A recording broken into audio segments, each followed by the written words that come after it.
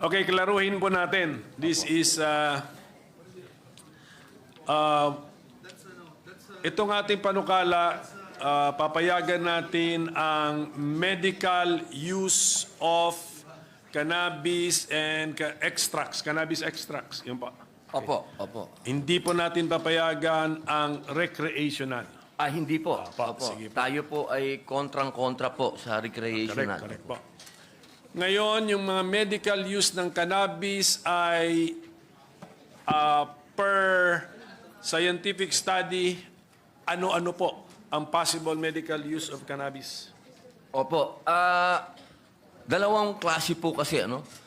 Gusto ko pong maging malinaw po sa ating mga kababayan na ang cannabis po ay meron po itong dalawang masasabi po natin laman. Opo, ito po yung tinatawag natin na CBD at yung THC.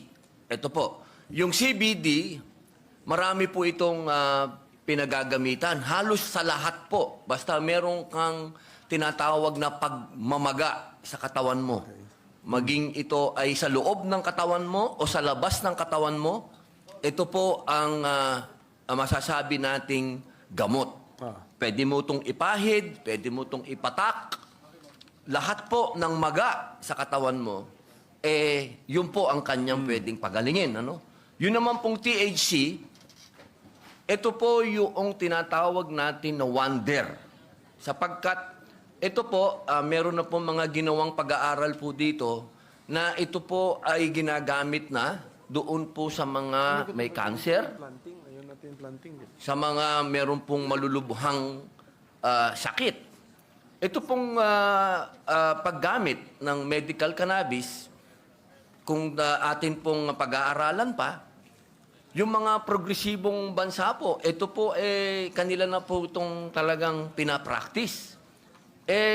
Kung pag-uusapan po kung evidence-based po, ito po talagang ginagamit na po ito sa mga cancer patients. At alam niyo po, Ginoong Pangulo, ito pong medical cannabis, kayang-kayang ma-afford ng ating mga kababayan. Alternative medicine po ito. Ito po yung halimbawa, kung ikaw po ay may cancer, pagkatapos mong ma-chemotherapy ka, hindi ka makakain, hinang-hina ka, hindi ka makatulog, diyan po pumapasok ang cannabis. Marami pong mga pag-aaral na nakita po nila, no, na itong mga cancer patients, kapag gumamit po ng cannabis, sila po ay nakakatulog, sila po ay nakakakain. Opo.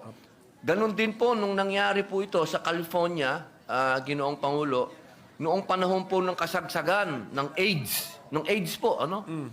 Meron po silang nakitang isang grupo na bakit itong mga may AIDS na ito, hindi sila namamatay kaagad, hindi po sila pumapangit, hindi sila namamayat.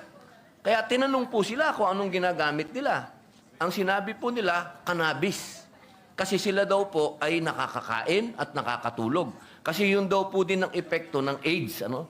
Kapag may AIDS ka, hindi ka rin makakain, hindi ka rin makatulog. So ang lahat po ng mga tinatawag po ng mga grabing sakit, ay ito na po talaga ang ay binibigay, yung cannabis po.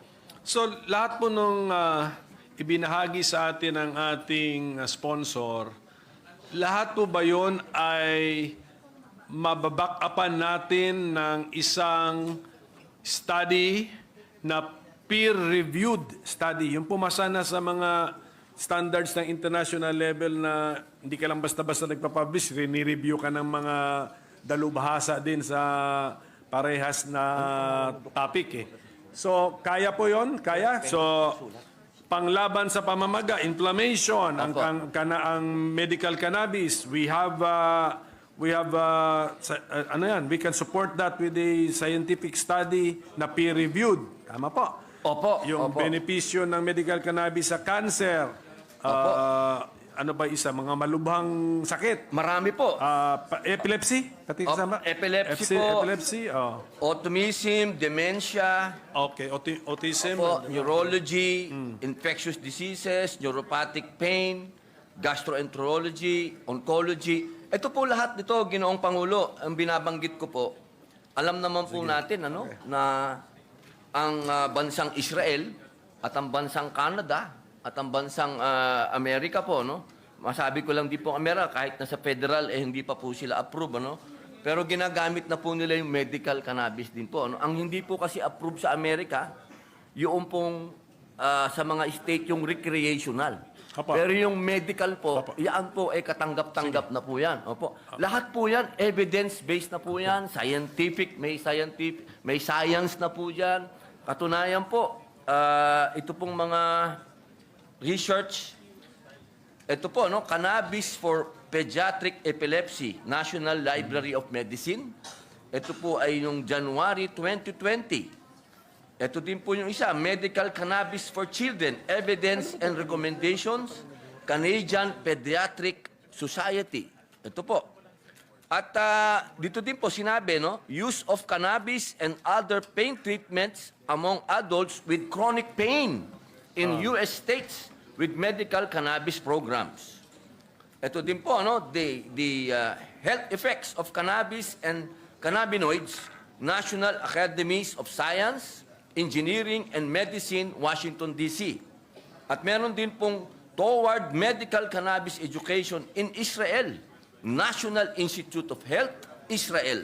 Lahat po ito, mga aking Ginoong Pangulo, lahat po ito ay nagsagawa ng kanilang research po at studies. So, kung meron po nakikinig sa atin ngayon na gustong ma-access yung mga studies na yan, para i-check niya mismo sa sarili niya, babasahin niya. Ito po ba ay hawak na ng ating committee? Kaya nilang mahingi yan sa ating committee? Opo, Ginoong Pangulo, katunayan po, nakailang beses na po kami nag-imbita ng mga doktor po galing sa ibang bansa at meron po sila talagang mga research po, na research base. Handa po kami na i-furnish po sila lahat niyan. Opo. So, sa kaalaman ng ating sponsor, ilang bansa na ang pinapayagan nila ang medical use of cannabis and cannabis extracts? Mga ilang bansa na po yan? Okay. Sa ngayon po, 70 bansa na po sa buong mundo ang nag-legal po ng ilang anyo ng cannabis, medical cannabis po. At 50 bansa naman po noong tumaas po ito. Dati po 50, naging 70 na 70 po. po? Okay, sige. Opo. 70. Sa pagkakalam ko, more than 190 ang members ng United Nations eh. Opo. So kung makikita natin, minority pa rin, 70. Ano kayang alam nung 120 other nations na hindi nag-adapt ng medical cannabis? Siguro po, Ginoong Pangulo, kulang pa din po sila sa konti pong kaalaman. At siguro po, hindi pa rin po nila narinig pa yung bagong statement po ng United Nation po na iniiba po yung schedule po ng cannabis. Opo, dati po kasi talagang ito po ay sinasabi nilang bawal. Pero ngayon po sinabi nila bawal pa rin, pero meron po itong medicinal component na pwede po nilang pag-aralan pa. Kaya meron pong approved po ngayon eh. May approved po na dami nung tinatawag po na THC at nung CBD. Sige po. Ano naman po ang danger nito? Kunyari, meron ba Na-overdose po, meron meron bang kaso na posible bang overdose dito? Ang pinaka-overdose po ng cannabis, matutulog po sa kakain. Yun lamang po, wala pa pong naitala, wala pa pong naisulat na meron pong namatay po sa cannabis. Sa loob po ng 1,000 taon na ito po ay ginagamit na magmula pa po sa panahon po ng Egyptian, sa lahat pa po, ano?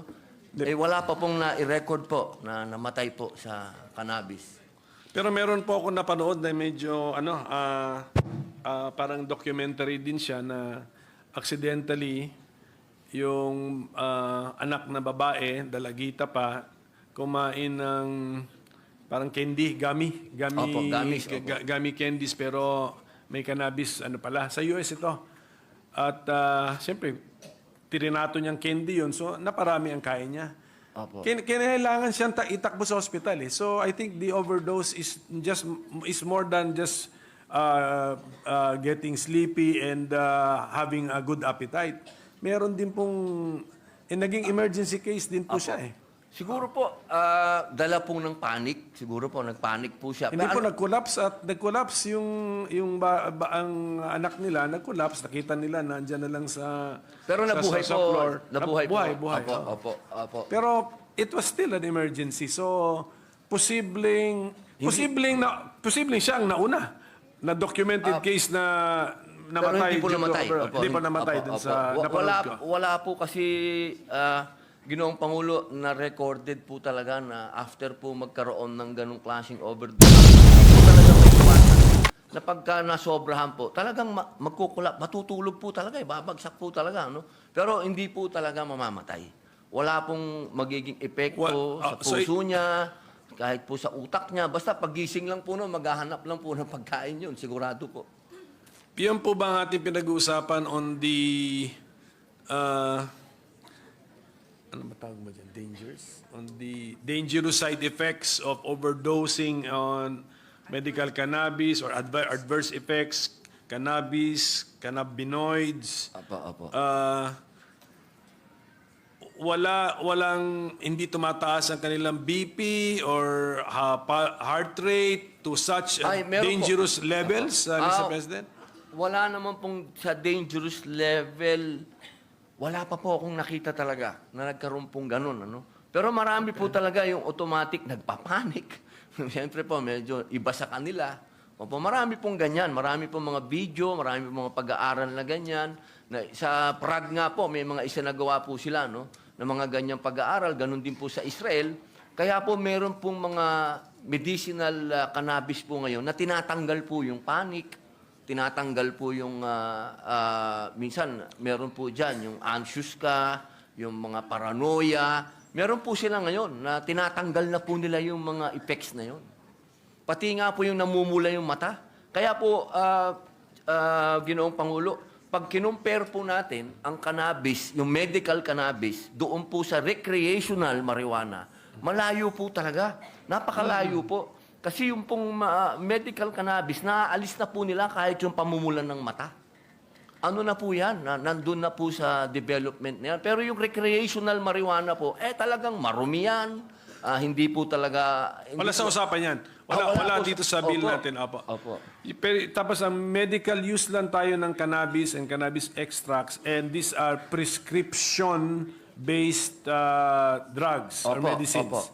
Opo. So hindi pa rin siya over the counter, basta kailangan doktor pa rin ang magbigay ng prescription o magrekomenda Tsaka ng po, gamot. dapat po, Ginoong Pangulo, yung pong doktor, nakapag-aral po siya ng patungkol po sa cannabis. Opo, hindi po basta doktor lang. Kailangan Nasa bill natin yun. Opo, nasa bill po natin. Saan mag-aaral si doktor para makakuha ng additional knowledge or experience? Katulad po nitong huli, nagpadala po kami ng doktor dito na galing po sa Amerika. Siya po ay si Shiksha Gallo. Nagsagawa po siya dito ng seminar. Siya po ay clinical pathologist at siya din po ang maraming clinical and scientific studies na ginawa po sa Amerika. So kung maging batas ito, Magpapapunta po tayo. Opo. Ng mga... anong body yung mag-organize ng mga fora na ganyan? Opo. Yung pong ating bill, nandoon po, no? Ilan ba? Opo, sa Section 29. Ano na nga? Section 29. 29. Opo.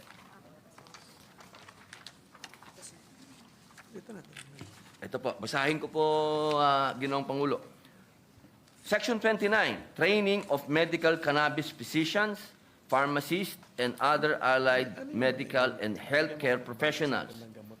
The PMCA, the Philippine Medical Cannabis Authority, shall develop an appropriate training program for physicians, pharmacists, and other allied medical and healthcare professionals on the following topics: D. Pharmacology of cannabis, contraindications, side effects, adverse reactions, overdose prevention, drug interaction, dosing, routes of administration, risk and benefits, warnings and precautions, abuse and dependence, and other related topics.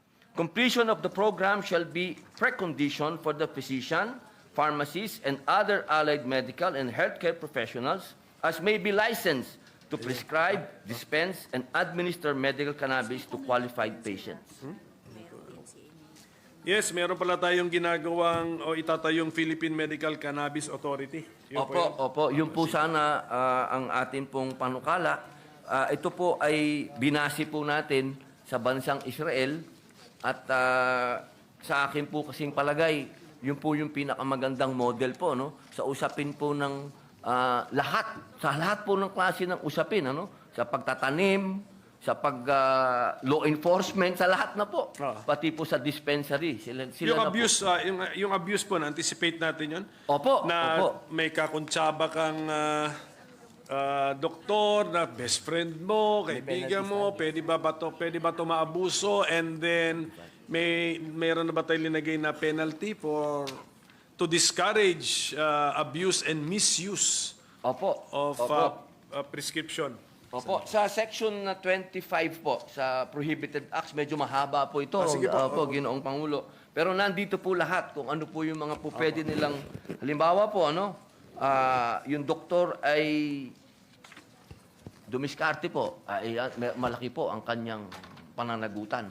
Opo, malaki po ang kanya pong parusa. Opo. Marami po Yan lang ito. naman, yan yung ating kinakatakutan na Mr. President, kasi na baka madaan to sa pagiging barkada. Opo. Naintindihan po natin yun. Opo. Pero pwede pong palawakin po, Ginoong Pangulo, makapag-explain lang po ako. Sige po. Opo. Doon po sa usapin ng abuse, ito po naman ay yung natutunan ko lang po ito sa Prague. Maiksi lang po ito, Ginoong Pangulo. Kasi po sa kanila, ang kanila pong definisyon ng medical cannabis, pati po yung mga usapin na nag-aabuso nito, kasama po doon sa medical cannabis. Kasi po, ang kanila pong prinsipyo, imbis na yung kanilang yung nagda-drug abuse po, halimbawa, yung nag-recreational marijuana po, no? Kung hahayaan nila na gumamit ito ng recreational marijuana na marumi, na hindi alam kung saan galing, yung pong pasyente, ang tawag ko po sa na nagmamarijuana, pasyente po, ano? Yung pasyente po, ang kanyang kinukonsumo, magiging sakit pa. At kapag nagkasakit siya, Correct.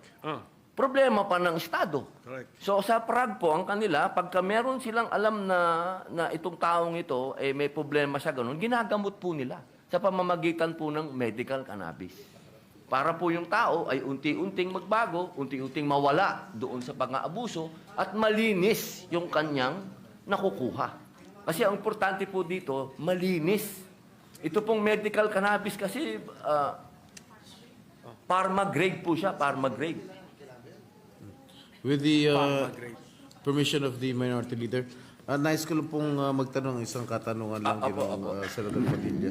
Sinabi niyo po yung recreational marijuana ay marumi. Opo. Paano niyo ho sinabi na bakit niyo po binanggit na marumi ang recreational marijuana? Opo.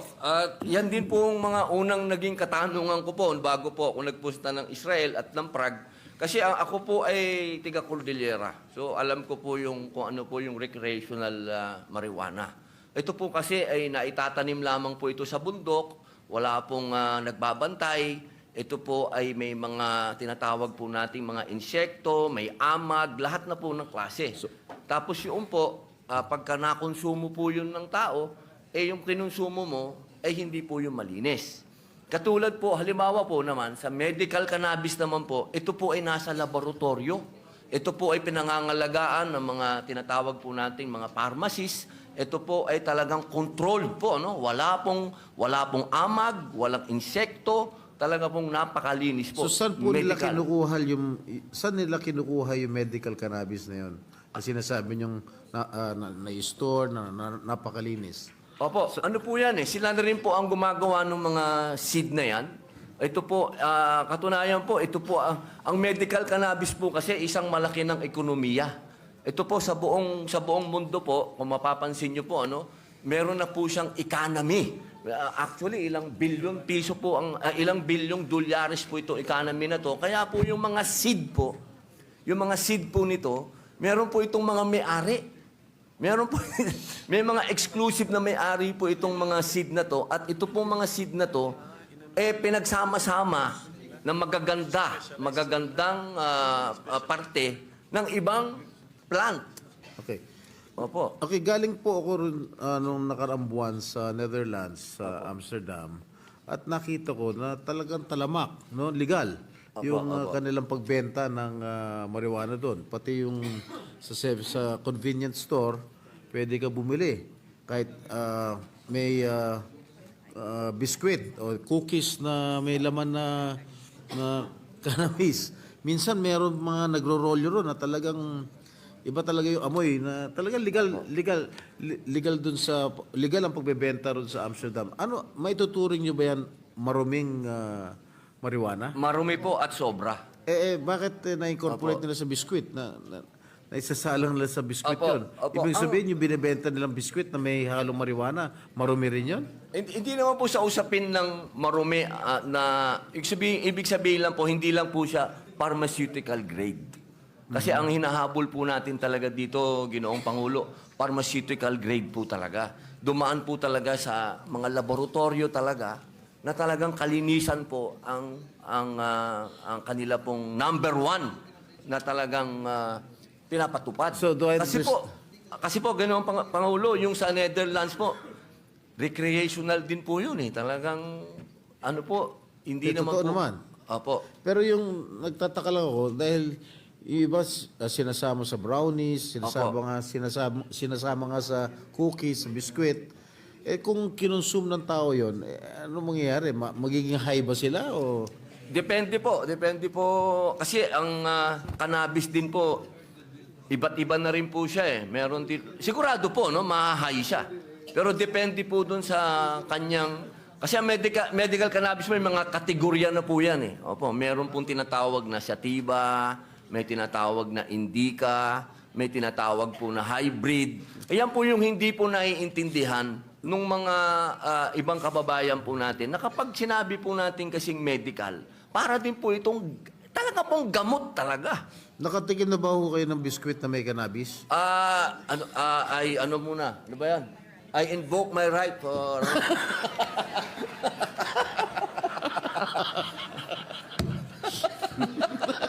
Nirerespeto ko po ang Opo. Baka makontempt ako dito, ha? Thank you, Minority Leader. Maraming salamat po. Thank you. Pero yung mga tinanong po ng ating presiding officer, yung biscuit, brownies, these are recreational use of cannabis or marijuana. Bawal. Sa Pilipinas. Actually po, Ginoong Pangulo, yung nagiging recreational lamang po ito kasi hindi po controlled yung milligrams. Kasi ang kaibahan po talaga ng medical cannabis, meron po siyang medical doctor na pag-aaralan ka po kung gaano kataas yung milligrams o grams na ibibigay sa'yo. Yun po ang kaibahan. Yung po kasing mga nilalagay po sa,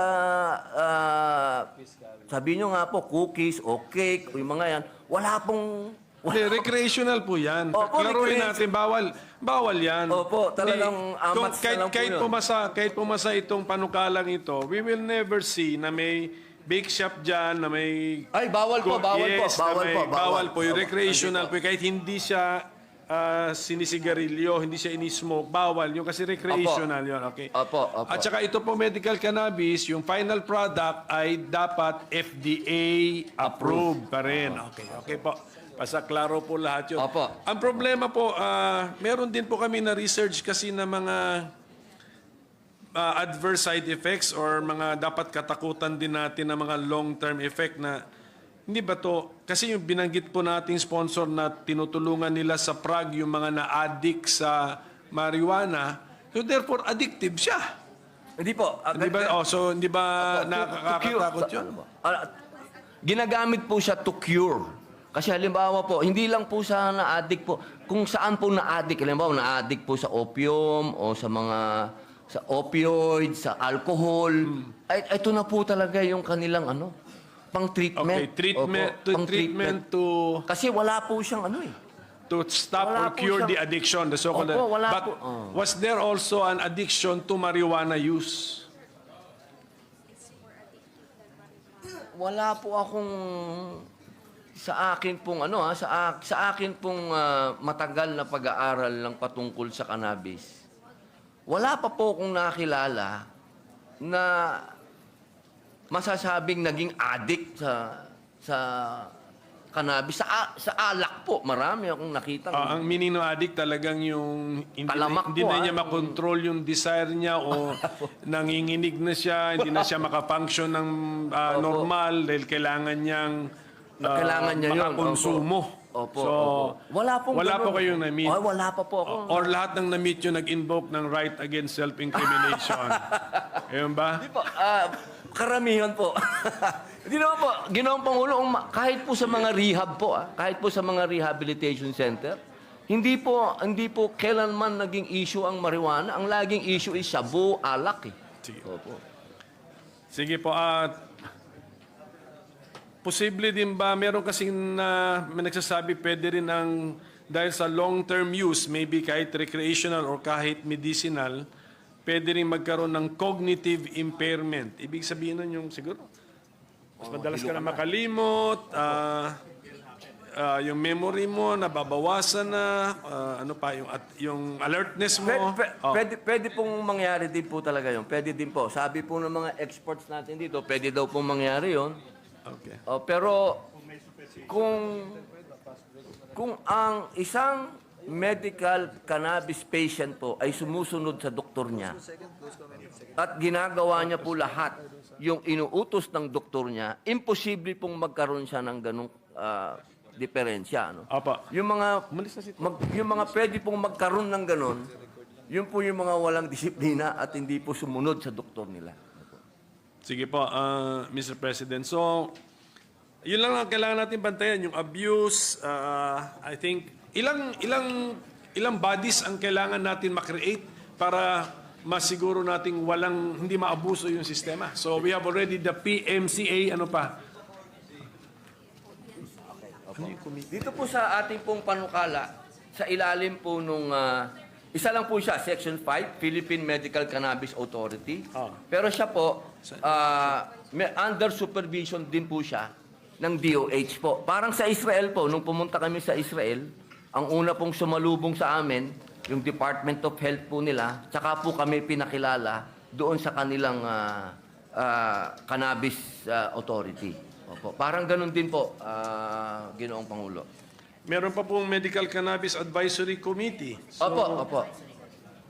So hindi ba tayo masyado nang magagastusan sa budget sa dami ng ating mga ginagawang mga institusyon para lang masiguro natin na hindi naabuso ang paggamit ng cannabis and cannabis extracts? Opo. Sa totoo lang po, aminin ko po sa inyo, Ginoong Pangulo, ako po ang naglalagay ng safeguard po dito. Dahil ayoko po talagang ito ay maabuso. At patungkol naman po sa kung ito po ay magdadagdag ng gastos, gusto ko pong ipaalam sa ating chairman at sa ating pong Ginoong Pangulo na ang cannabis po sa buong daigdig na nagbibigay po ng pahintulot sa medical cannabis, hindi po ito kailanman nagbigay ng additional na gastos sa gobyerno. Ito po ay nagbibigay pa ng tinatawag po nating return of investment. Ito po, nagkakaroon po ito ng... Ito po, katunayan po, itong kapitbahay po natin na Thailand, kumikita na po rito, no? Talagang sila nga lang po ay recreational. Pero ngayon po, unti-unti silang bumabalik at pumupunta sa medical.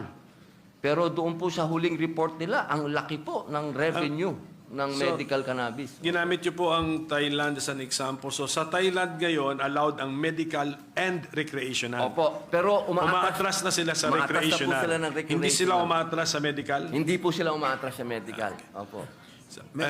Again, with the permission of the Minority Leader, Senator Padilla, ano ba yung mga sense ng karamihan ng mga doktor natin dito sa Yan. Pilipinas? Sila ba ay pumapayag dito sa medical cannabis o karamihan sa ating mga doktor ay hindi pumapayag? Wala po akong nakausap pa na doktor na hindi po siya naniwala sa aking sinasabi kapag nakausap ko na po.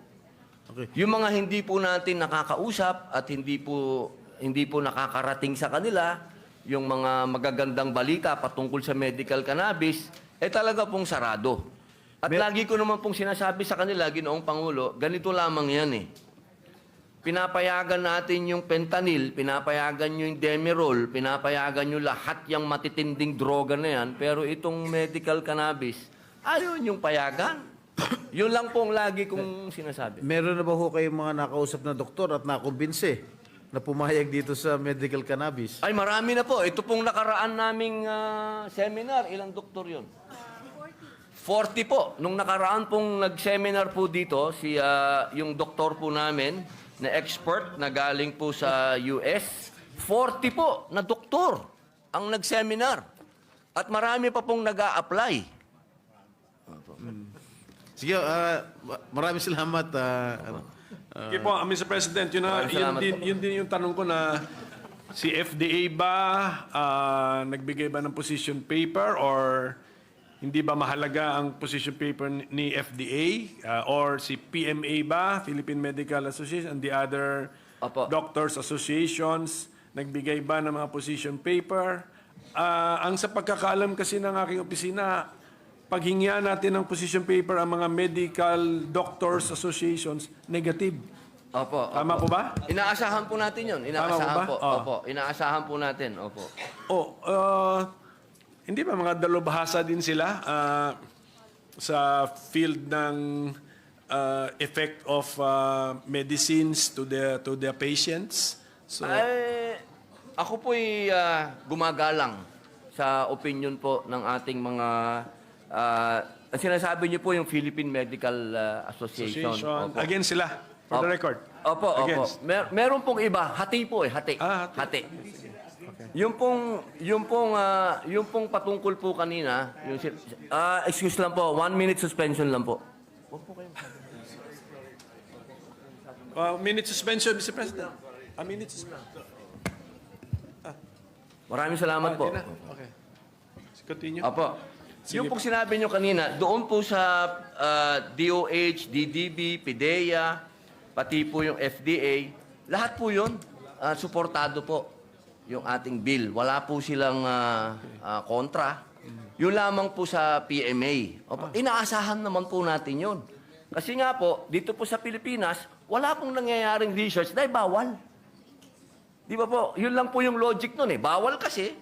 Wala tayong magawang research. Pero kung ang research po natin, papayagan po tayong mag-research, magkakaroon po tayo ng sarili. Kasi lahat po ng hawak nating research, galing po sa ibang bansa.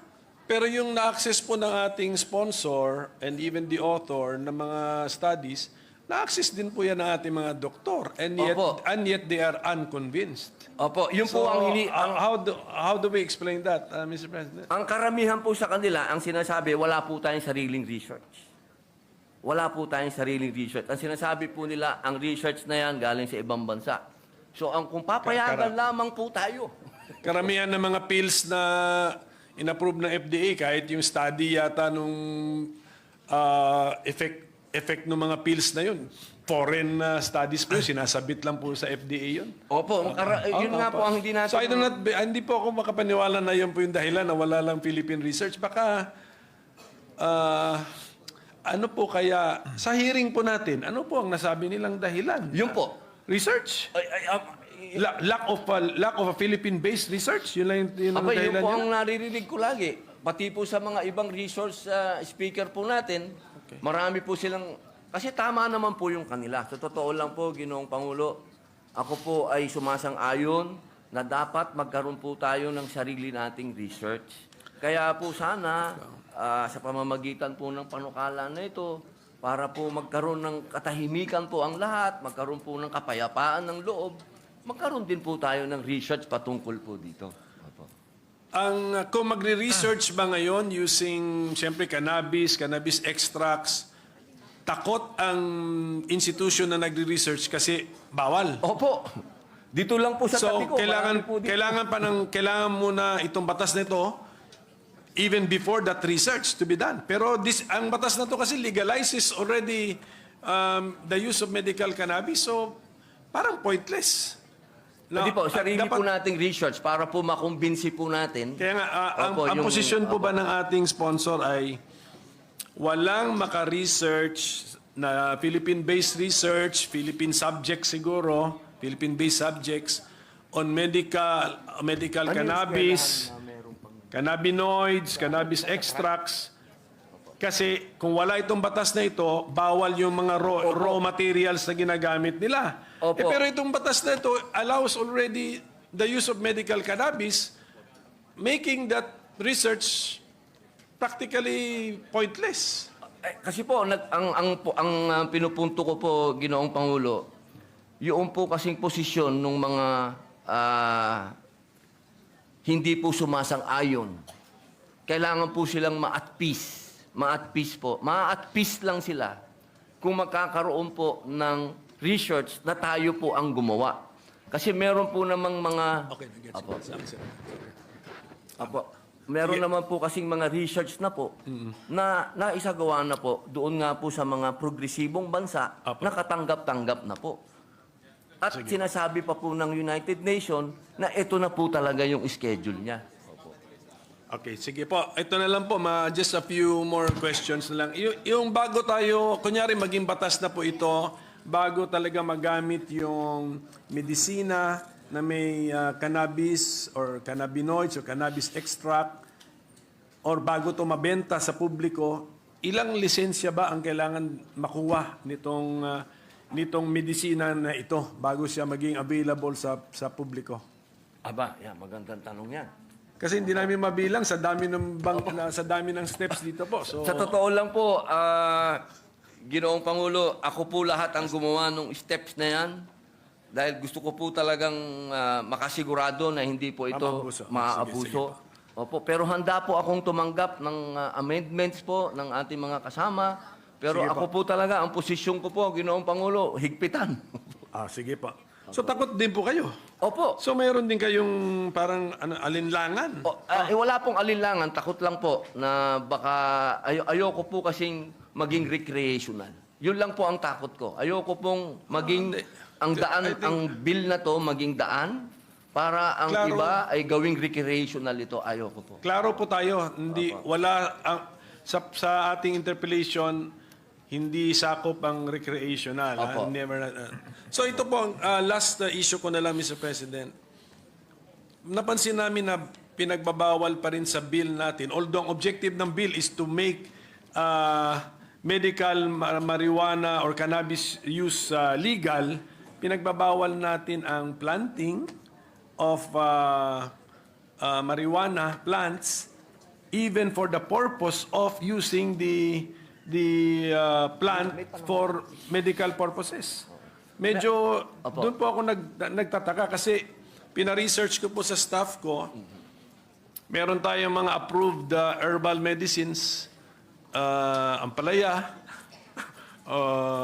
ano pa ba? Kahit sa bawang, based sa bayabas, Moringa. moringa, allowed.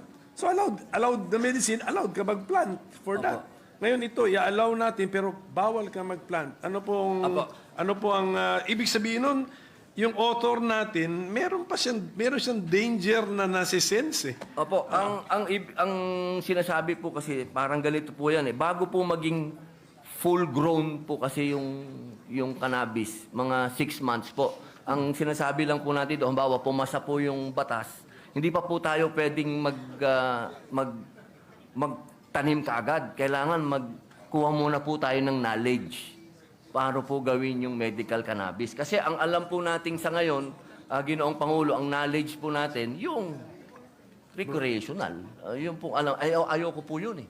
Kailangan po, ang gusto po natin kasing makuha yung knowledge ng medical cannabis. Ilang buwan muna po yun bago mag-produce. So sa una po siguro, mag-import muna po tayo doon sa gumagawa po ng best practices. Halimbawa po sa Canada, sa Amerika, o sa Israel, kung ano po yung papayagan ng FDA. Habang ginagawa po natin yung atin. Kasi ayoko naman pong habang buhay tayong nag-i-import. Kasi hindi rin po tayo kikita doon sa economy niya. Kasi may economy po siya eh. Sige po, ako I just want to be consistent na kung talagang i-legalize natin ang medical use of cannabis, we should regulate the planting of pwedeng marijuana plantations for that particular legal purpose. Naging Yes, legal sir. kasi. Opo, So, tama po. yan lang po Opo. yun. If that should be possible. Pero kung Opo, opo. natatakot ka dahil sasabihin mo nasa Pilipinas ka, so naintindihan ko po yun. Pero it's also time for us to also parang level up. Opo, No, na opo. dapat law enforcement, kasi puro law enforcement ditong nandito sa mga Opo. safeguards po natin eh. So, Ako po naglagay kung wala tayong tiwala doon sa safeguard na yun sa farming, sa planting, bakit tayo magtitiwala ngayon na the other safeguards against abuse will work? Opo. So, it's either we trust that our safeguards will work or do not trust that they will not work, di ba? So, yun lang po yun, napansin ko po yun. Kasi pati farmers natin, i-deprive natin sa isang legal activity or legal economic activity. So yun lang po yun. Kung pwedeng mabalikan lang po ng ating opo. Ginoong Pangulo, mabanggit ko lang po. Meron din po akong... ano na ba yung bill? ayusin na lang nila to.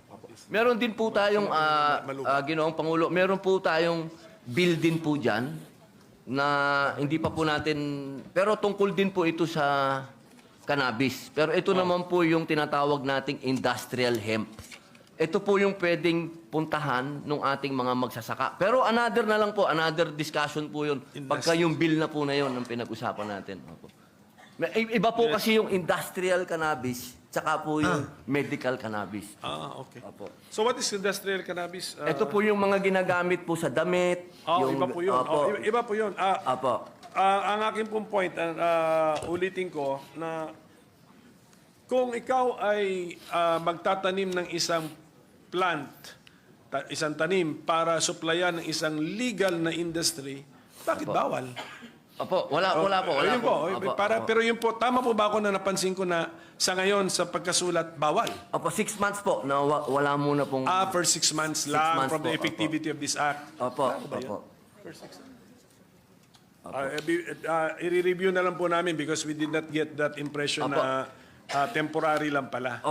Sa Section 15 po, Ginoong Pangulo. Section 15, nandun Sige. po. All the more that we can dispense with it kung temporary lang din pala, Mr. President. Opo. Sige po. Thank you. Thank you to our sponsor. Thank you, distinguished minority floor leader. Thank you, Senator Padilla, Majority Leader. Maraming salamat po.